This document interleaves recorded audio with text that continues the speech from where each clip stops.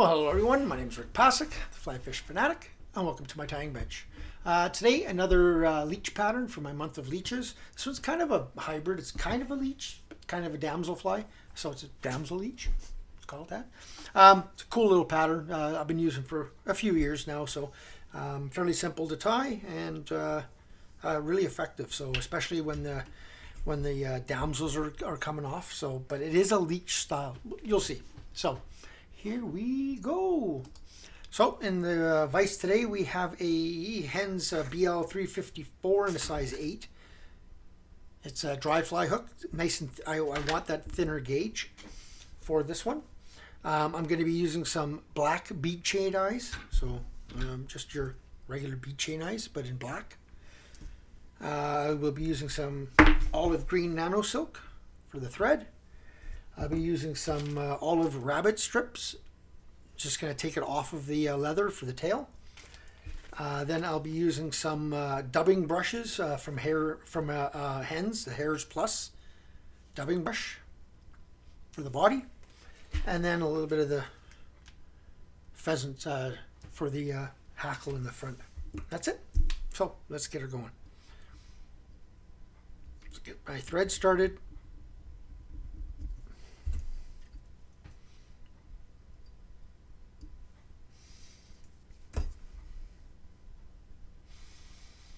Back to about there, wax my thread. Then it's not as easy to do with these. Let's see if I can. Just instead of trying to hold them onto there, you can just actually just put it right onto your thread. 4 or 5 turns onto your thread, so they're on your thread, and then just wrap them on until they're where you want them to be. And I do want to leave a bit of space on this one in the front. And then just figure 8 them on. Now you could use, for a little bit of less weight, if you can get the plastic eyes for like damsels and stuff, use those. I'll fish this one primarily on a complete full float or a type 1 sink tip, but that's about it. I want this to be in that first 6 to 10 inches of water if possible. I don't want it to be going down too deep, and quite often what I'll do is I'll actually put this I'll park myself in the weeds almost and cast out and bring back towards the weeds. So okay. So now I'm just going to put a base layer down. It's important to have these base layers so the materials don't slip and slide. So now I'm going to take my rabbit and I'm actually going to just grab as much as I need for my tail here. I don't want a huge tail. So I'm just going to grab a chunk, right, and then I'm going to cut it right off that leather. I'll show you in a second once I've done it. So I've cut it off of the leather, and it's just here in my hand. That's all I want. So I'm just going to clean up my end here, my butt end. And then it's about how much I want sticking out. So about like that.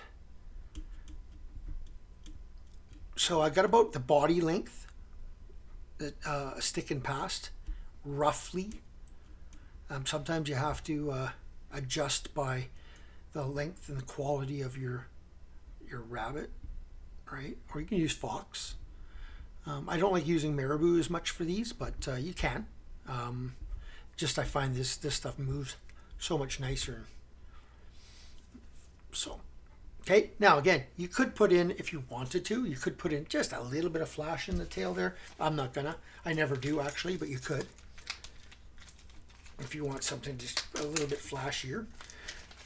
Now I'm gonna take one of these dubbing brushes, if I can get my fingers in there. These are awesome brushes. I really like these things. They're not the most simple to get out of the bag, but should have probably done that before I started the video, but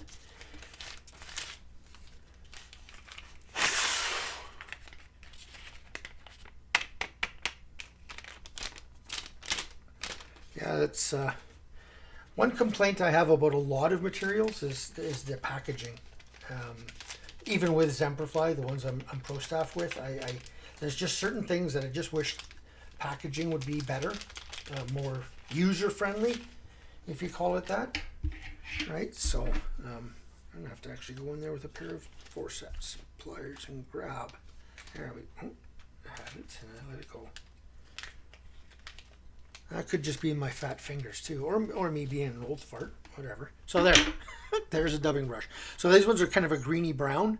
I do have straight green as well, but so I'm just going to take that and I'm going to lay it in right at the front. It's got that wire underbody.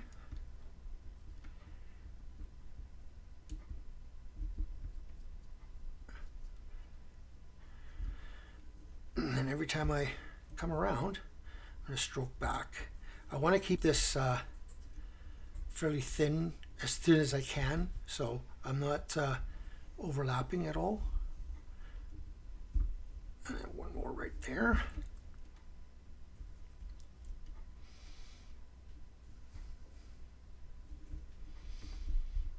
Front. Sometimes you can helicopter this stuff off, sometimes, oh, there you go. That one worked really well. So now I'm going to take my dubbing brush and just brush that out just a bit. Make it a bit more of that leechy style. That's why I call it a Damsel Leech, because it's kind of both. I should put some, I'll put some head cement on those at the end.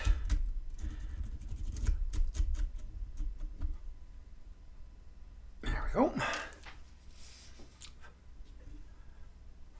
And this is one of the reasons. This is the reason I left a little bit of room in the front there, because now I can choose whether I want to go with the more wispy, or if I want to go with an actual part of this part of the feather down here, which is a bit more of a feather, like more of a wet style. But let me see if I can find one that's the right length, because I like the wispy tips on these. They act kind of like as legs. So let's see with that one, not quite long enough. That one might do. No, that one, no. Again, I probably should have done this before, but it's all part of it. Just going through your